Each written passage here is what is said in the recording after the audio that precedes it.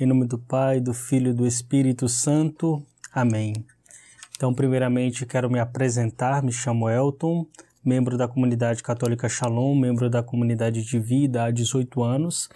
E pude, no meu percurso dentro da comunidade, dentro da vida missionária, estudar. Estudei na Suíça, em Lugano. Fiz um percurso filosófico teológico e, em seguida, fiz um mestrado em teologia bíblica.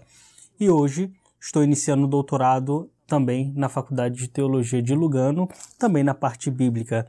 E o que nós vamos tratar aqui hoje é exatamente a Sagrada Escritura, é uma introdução que nós queremos oferecer para você, por isso seja muito bem-vindo.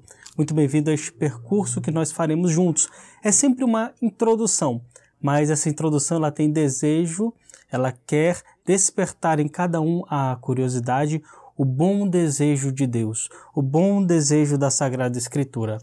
E para iniciar, nós vamos tratar do Pentateuco e queria ler Lucas 24, a parte em que Jesus, quando se manifesta aos discípulos de Emaús, ele diz: 2 homens estavam voltando após a morte de Jesus, não sabiam que ele havia ressuscitado, e enquanto eles conversavam e discutiam, Jesus se aproxima deles, mas não podem reconhecê-lo.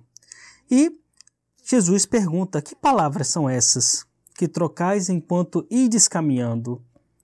E eles pararam com o rosto sombrio. Imagine a situação, eles pararam, porque dizendo, não é possível que este homem não saiba o que está acontecendo. É exatamente isso que eles dizem para Jesus. Como é possível que você seja o único forasteiro que não sabe o que está acontecendo? Jesus Nazareno, que foi profeta poderoso em obras e em palavras diante de Deus e diante de todo o povo, como nossos sumos sacerdotes, nossos chefes o entregaram para ser condenado à morte e o crucificaram. Nós esperávamos que fosse ele quem redimiria Israel, mas com tudo isso faz 3 dias que todas essas coisas aconteceram. É verdade que algumas mulheres que são dos nossos nos assustaram, tendo ido muito cedo ao túmulo, e não tendo encontrado o corpo, voltaram dizendo que havia tido uma visão de anjos e declararam que ele está vivo. Alguns dos nossos foram ao túmulo e encontraram as coisas tais como as mulheres haviam dito, mas não o viram. Ele então, e aqui é a parte central que eu quero reforçar, lhes disse: insensatos e lentos de coração para crer tudo o que os profetas anunciaram. Não era preciso que o Cristo sofresse tudo isso e entrasse em sua glória? E começando por Moisés. Este é o ponto central para o nosso argumento de hoje. E começando por Moisés e percorrendo todos os profetas, interpretou-lhes em todas as Escrituras o que a ele dizia a respeito. Jesus, quando vai explicar a sua paixão e morte, sua ressurreição, começa explicando as Escrituras a partir de Moisés. Eis que Moisés significa Torá, os 5 primeiros livros da Bíblia, que segundo a tradição hebraica, foi o próprio Moisés que escreveu. Nós não vamos poder nos ater a explicar a teoria documentária. Isso vai ficar para um aprofundamento posterior que nós faremos. Mas a teoria documentária ela quer indicar quem foi que escreveu o Pentateuco, Moisés ou outro grupo de pessoas. Porque percebemos algumas diferenças na Sagrada Escritura. Por exemplo, só para acenar, no capítulo 1 vemos que o nome de Deus é o tetragrama, que os judeus chamam de Adonai. Quando vem o tetragrama dizem Adonai, é um nome impronunciável. No capítulo 2 do Gênesis, que trata da criação também, a partir do versículo 4b, vai falar de Deus como Elohim, quer dizer Deus. E aí começa a pergunta, calma aí, mas Deus é Adonai, tetragrama, ou Elohim? E para que 2 narrações de criação? Uma no capítulo 1 e outra no capítulo 2 do Gênesis. E assim que se começam a debater, mas quem escreveu o Pentateuco? Nós não poderemos aprofundar isso agora, ficará para um aprofundamento posterior, mas existe essa temática, é importante que vocês saibam. Jesus então diz: Moisés falou de mim. É a partir de Moisés que Jesus ele toma base, material, para poder explicar os eventos que aconteceram com ele. Sendo assim, esta primeira parte da Bíblia hebraica, que eu tenho aqui, a Bíblia Stuttgartensia, que é a Bíblia hebraica desta edição, ela é dividida em 3 partes. Torá, que são os 5 primeiros livros da Bíblia, Neviim, os profetas, e Ketuvim, que são os livros históricos, que correspondem um pouco àquilo que nós temos na divisão da Bíblia Católica. Um pouco. Nós vamos poder aprofundar passo a passo. Compreender Moisés, compreender a Torá, é fundamental para compreender Jesus Cristo. Por isso, nós estamos aqui estudando essa parte. Jesus se utilizou justamente da compreensão da Torá para falar do seu mistério. Nós queremos, nesse primeiro momento, dar uma visão panorâmica. Qual é a importância, em poucas palavras, qual é a importância do Pentateuco? Qual é a importância desses 5 primeiros livros da Bíblia? Qual é a mensagem teológica que vem nos ensinar? O que podemos aprender? Em outras palavras, se pudéssemos, infelizmente não temos, a homilia que Jesus realizou aqui a esses discípulos, se pudéssemos um pouco penetrar nas palavras e no pensamento de Jesus, o que aprenderíamos? O que aprenderíamos?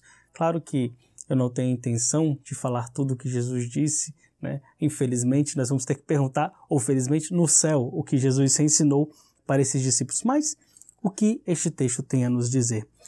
A começar, o texto inicia falando justamente de um ponto crucial, que é a criação. É importante ressaltar que o texto do Gênesis, ele parte da criação.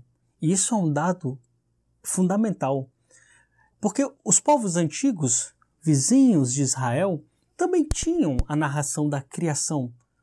Como aconteceu que este mundo veio a existir? Então, existe, né, em meio a Israel, em meio aos povos vizinhos de Israel, próximos, aquilo que é também aquilo que é também a narração da criação. Esta narração, por exemplo, em Babilônia, ela é marcada muitas vezes por guerras e lutas de deuses, onde o sangue de um deus morto serve para criar o mundo. Olha quanto é diferente a visão do Gênesis, onde um Deus de Israel, com a força de sua palavra, simplesmente começa a falar e as coisas vêm à existência. Seja luz, e a luz foi. Separe-se as águas superiores das águas inferiores, e assim é feito. Separe-se as trevas da luz, o dia da noite, e assim é feito. Ou seja, a força da palavra divina, não uma guerra de deuses, não uma utilização, vamos dizer assim, das fraquezas humanas ampliadas e aplicadas a Deus, como faziam os outros povos, mas exatamente pela força da palavra deste Deus, que ao falar tudo é feito. Então, vemos já uma diferença grande na criação, né, no livro do Gênesis, na percepção do povo de Israel. Só que algo muito importante acontece, e aqui nos ajuda a entender, vou falar sumariamente dos livros. Todo povo antigo, quando existe a criação, quando a criação é feita, os deuses habitam em algum lugar. Há uma habitação, eles começam a habitar, ter algum lugar, algum templo onde ele possa ser cultuado. Em Israel, após a criação, não imediatamente, não tem um lugar onde Deus habite. Não tem um lugar onde ele diz, agora eu vou morar em tal lugar. Não, não tem. Alguns santuários são construídos, podemos lembrar de Betel, podemos lembrar de Dan. Alguns santuários são construídos, mas estes santuários, eles são santuários para cultuar, para sacrificar ao Deus de Israel. Mas não está dito na Sagrada Escritura que Deus habita nestes lugares. E aí vem a importância do Êxodo, do livro do Êxodo. Qual é a importância do livro do Êxodo? Deus, ele não habita em meio ao seu povo antes de ter escolhido este povo, ter salvo este povo, ter libertado este povo das mãos inimigas. Deus não veio habitar enquanto não marcou um povo com o selo de sua aliança, com o selo de sua escolha, sua eleição por este povo. Sendo assim, O livro do Êxodo, ele vai ser continuação do Gênesis, nós sabemos bem disso, mas qual é a importância teológica? A importância é que na criação, é claro, o Senhor, ele já criando, ele já dá vários elementos para o próprio culto, por exemplo, o sábado.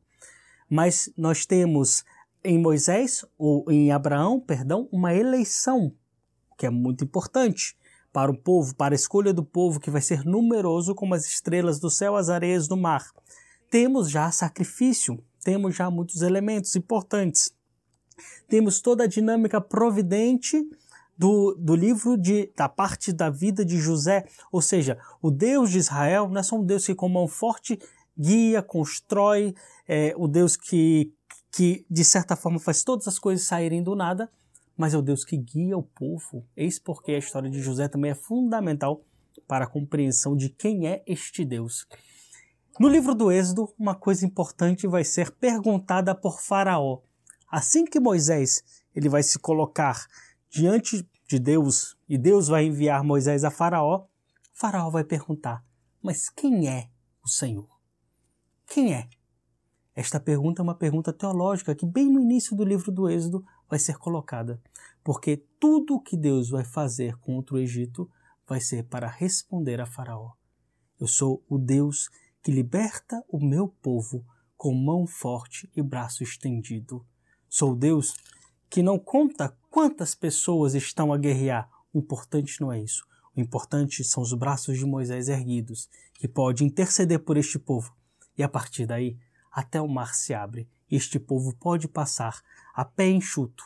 E olha que interessante na Sagrada Escritura, aqui nós vamos só sumariamente falar, mas quando o mar se abre, diz que Deus separou as águas da terra no Êxodo. Olha só, no Gênesis, Deus também separou as águas da terra. É o mesmo Deus que criou, que agora vem libertar. Separar as águas da terra firme para que este povo caminhe sobre a terra firme e deste modo vá para a libertação. E é interessante que esta libertação, que nós vamos poder aprofundar um pouco mais, é a libertação para servir a Deus. Disso nós vamos aprofundar na próxima aula. Porém, algo importante, Deus, ao libertar este povo, ele, a partir do Êxodo no deserto, ele convoca o povo no Sinai, justamente nos capítulos 25 a 31 do livro do Êxodo. Moisés sobe a montanha. Subindo a montanha, Deus dá todas as indicações de como vai ser construída a tenda. Olha só, Deus ainda não tinha vindo habitar em meio ao seu povo. Então Deus dá as instruções no livro do Êxodo, após a libertação, da tenda, como deve ser construída, quais são os paramentos litúrgicos, como devem se comportar os sacerdotes. Então, vários elementos cultuais são dados para que, deste modo, Deus possa vir e habitar em meio ao seu povo. Algo interessante para que nós compreendamos então essa sequência, e olha só, que no final do livro do Êxodo, exatamente no final, diz, capítulo 40, versículo 34 seguintes. Antes, no versículo 33, assim Moisés terminou os trabalhos. Terminou quais trabalhos? Os trabalhos da construção da tenda. 34, a nuvem cobriu a tenda da reunião, que é este lugar, e a glória do Senhor encheu a habitação. Moisés não pôde entrar na tenda da reunião, porque a nuvem permanecia sobre ela, e a glória do Senhor enchia a habitação. Em todas as etapas, quando a nuvem se levantava por cima da habitação, os israelitas punham-se em marcha. Mas se a nuvem não se levantava, ou seja, permanecia na tenda, que é a presença de Deus, essa nuvem que é sinal da presença de Deus, também eles não marchavam, até que ela se levantasse. Pois de dia, a nuvem do Senhor ficava sobre a habitação, e de noite havia dentro dela um fogo aos olhos de toda a casa de Israel durante todas as suas etapas. Ou seja, no Êxodo, o Deus que quer vir habitar com o seu povo, ele conclui, ele sela após a aliança a sua promessa, estando em meio ao seu povo e caminhando passo a passo no deserto com o seu povo. Olha que beleza! Deus não é aquele distante que diz lá de cima o que deve ser feito. ele desce, e a nuvem é essa presença santa para caminhar em meio ao seu povo, de modo a santificar este povo, de modo a falar com este povo, de modo a instruir e salvar este povo no deserto. Depois nós temos exatamente o terceiro livro, que é o livro do Levítico. Interessante. Se nós analisarmos, o livro do Levítico, dos 5, fica no centro do Pentateuco.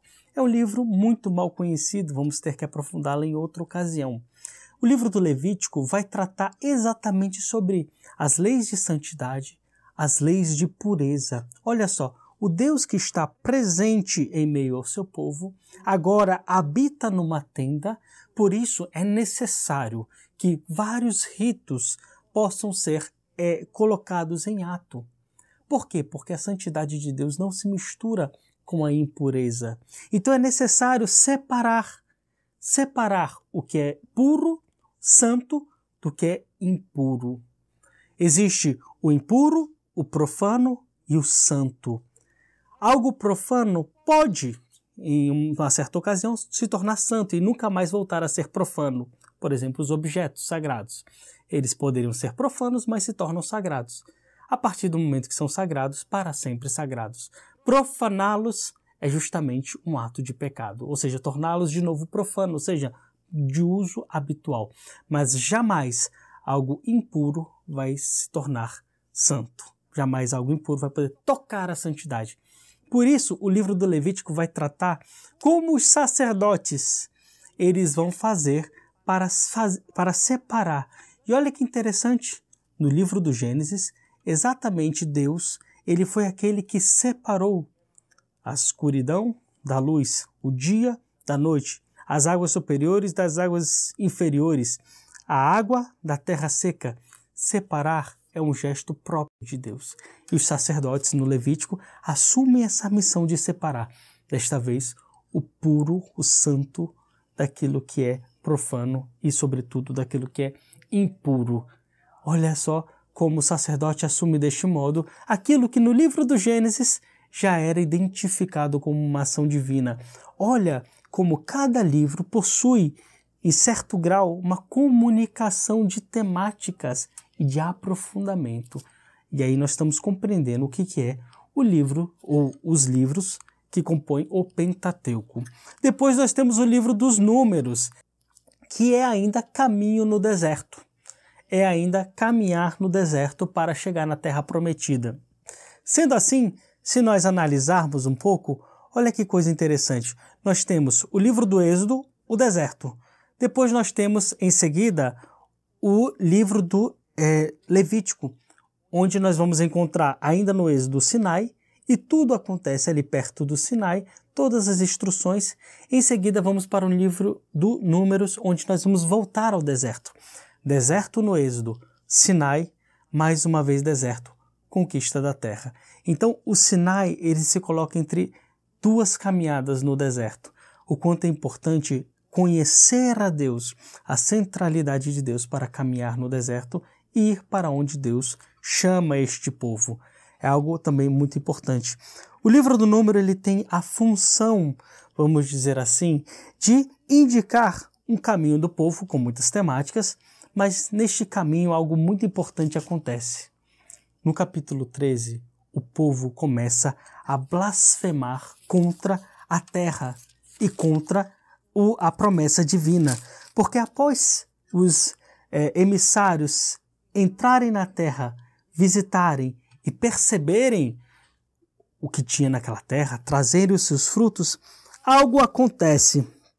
E aí eles começam a falar. Ao invés de simplesmente dizer que a terra corre leite e mel, começam depois, por medo daqueles que eles deveriam enfrentar, começam a difamar a terra. Puseram-se a difamar diante dos israelitas a terra que havia explorado, capítulo 13, versículo 32. E é então que entra uma temática importante no livro dos Números. O povo se coloca contra a escuta e a obediência do Deus de Israel. Sendo assim, no capítulo 1, nós temos um recenseamento que vai dizer as pessoas, o número de pessoas que estava saindo ali daquela manifestação do Sinai estava no deserto. No livro dos Números ainda temos, no capítulo 26, ou seja, quase na conclusão do livro, nós temos um outro recenseamento. 2 recenseamentos no livro dos Números. Por quê? Para mostrar que aqueles que blasfemaram a terra, aqueles que se opuseram a escutar a voz de Deus e sim conquistar a terra que Deus estava dando, não entrariam na terra prometida. 2 recenseamentos. O segundo não tem nenhum dos nomes daqueles que estavam no primeiro. Então, ou seja, para indicar justamente, Deus renova, purifica o seu povo. Eis a importância do livro do Levítico. Deus tira o que é impuro do seu povo para poder fazer com que este povo caminhe rumo à terra prometida. Então nós entramos no livro do Deuteronômio, que é o último livro dentro da temática do nosso Pentateuco. No livro do Deuteronômio nós temos Moisés, que começa ainda em Moabe, começa a falar ao povo, lembrar tudo aquilo que havia acontecido com eles. São 3 discursos de Moisés feitos ao povo, onde ele vai recordar muitas das coisas, inclusive, por exemplo, o Decálogo.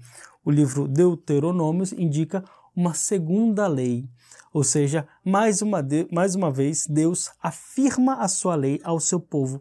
E deste modo, o Deuteronômio vai marcar Israel de uma maneira muito clara, com elementos fundamentais para a compreensão daquilo que é a vontade de Deus. No livro do Deuteronômio nós vamos ver que Deus vai falar que Ele é um. Shema Israel, Adonai Eloheinu, Adonai Echad. O Senhor é um. Nós vamos falar de um só santuário, um só povo, uma eleição, uma aliança, uma lei, uma terra. E esta terra é um dom. O livro do Deuteronômio, então, é quase que um olhar retrospectivo mais amadurecido sobre o que Israel viveu até este momento no deserto e na libertação, para que, deste modo, Josué possa tomar a frente do povo e seguir para conquistar a terra prometida. Em poucas palavras, é isso que o livro do os livros que compõem o Pentateuco vêm a nos ensinar. Poderemos aprofundar um pouquinho depois, cada um. Um grande abraço em todos e te aguardo para a próxima aula.